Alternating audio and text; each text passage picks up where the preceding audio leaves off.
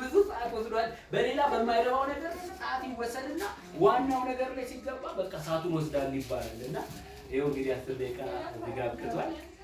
አሁን ሁሌም የማደርገው መቼም በህይወት እስካለው እግዚአብሔር አቅምና ጉልበት እስከሰጠኝ የማደርገው ያ ዘወትር አደርገውም የነበረው በቀደም አደባባይ ወጥቼ አድርጌዋለሁ።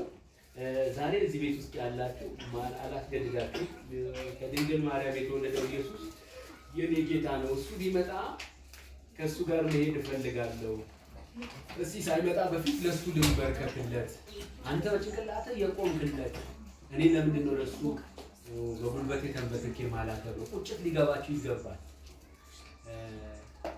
ልጆቻችሁ ዘፋኝ ቢሆኑ በስመ አብ ጎበዝ ዘፋኝ ጎበዝ ጀግና፣ ቅድም ከመስኪዬ ጋር አወራን። በጣም ጀግና የኔ ልጅ ይባላል። አይ መንግስት ሲኦል እየገባ ልጅህን ጀግና ካልከው፣ እኛ ደግሞ ኢየሱስ ጌታ ነው እያለን መንግስተ ሰማያት ልንገባ እንደ ሞኝ ተቆጥረን ሊሆን ይችላል። ይኸው የእናቴ ወንድም ልጅ የዘሪውን ልጅ አማኑኤል እዚህ ዛሬ እመጣለሁ ብሎ አልቻለም የቀረው። ዘፈን ሊያወጣ ተርቆ ጨርሶ ሁሉ ነገሮች አልቀው ሲዲ ላይ ተቀርጾ ማስተሩ ተሰጥቶት ኢየሱስ ክርስቶስ በእኔ ተጠቅሞ ዘፈኑን ሰብሮ ነው መዝሙር የሚያደርገው። አባቱ ምን አለ? አንተ ልጄን ግን አበላሸው አይደል አለ።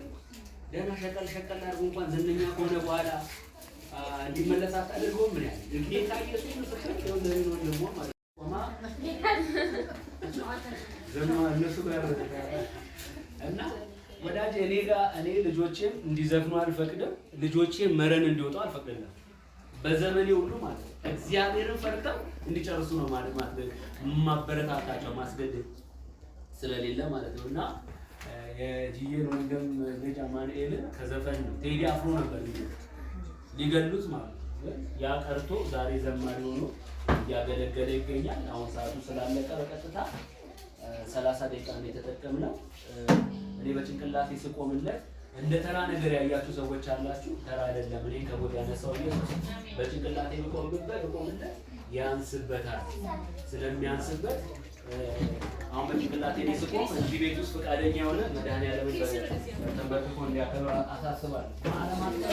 ማስ ያስቀመጠብን ኢየሱስን እኮ ነው በጭንቅላቴ ላክብር ያለው። አደልሞቲን አይደለም እኮ ጠቋርን አይደለም እንዴ። እና እኔ እሱን ላክብር። እናንተ ተንበርክካችሁ ሁላችሁ የምትችሉ ተንበርክካችሁ እግዚአብሔር ይመስገን አሳስባለሁ። ያው አትጨነቁልኝ። ብዙም ሰው በሌላም ነገር ለሚሞት በጭንቅላቴ ላይ የወጣው ባሽ ተሽሮ ተገልብጦ ኢየሱስ ጌታ። እግዚአብሔር ይባርካችሁ እናቶች፣ እግዚአብሔር ይባርካችሁ። ቤቢዬ